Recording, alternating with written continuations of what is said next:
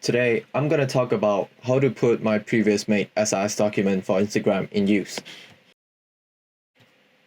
So let's begin with what is a SRS document. SRS stands for Software Requirements Specification in short. There are three main parts in a SRS document. First part being introduction, define your product purpose. Second part, overall description, describe what are you building. And third part will be system feature and requirements, adding more specific details for the product functionality. There are a lot of models you could include in your SRS document.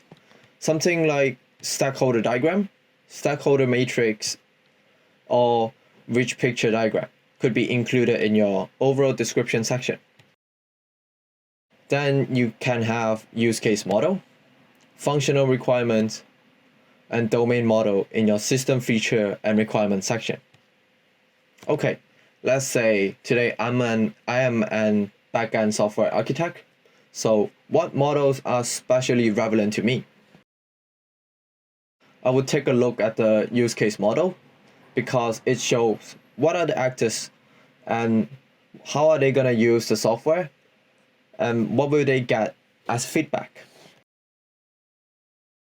Then that is the domain model. It shows how many data do I need for the software, what kind of data type am I dealing with, and what database do I have to build. How does all this data interact with each another?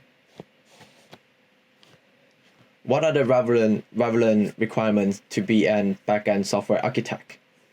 I need to know how to choose the correct language and framework so that the software runs smooth. I need to know how to work with notification microservice to send out reminders and notification to create more engagement. And I need to know how to use a mediumware to log errors that occur on my production system so that it's monitored 24/7. So here are some questions you could ask your backend software architect. How many space do we need? Because the user need to have enough memory on their device to install our software. What data do we need? What kind of personal data are we collecting from our user for our software? And how do we debug? No software are bulletproof. We need to have a backup plan on what to do when we encounter one. Now I'm going to talk about what I have learned while doing my previous document. I'm mainly working on section 3, function and requirement.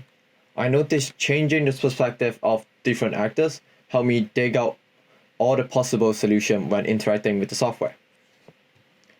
But I need to work more on making digital graphic because I can't make great one.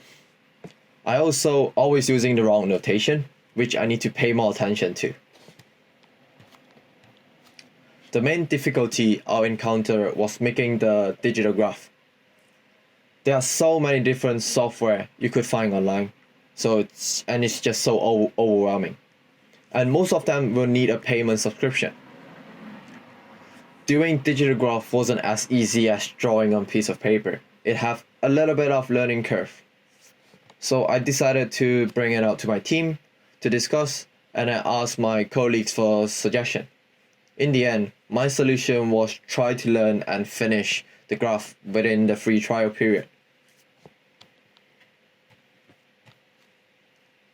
The useful part I gained from this project is that I learned how to properly sketch out a plan for software development, as this will highly decrease the error that we will encounter when developing a software.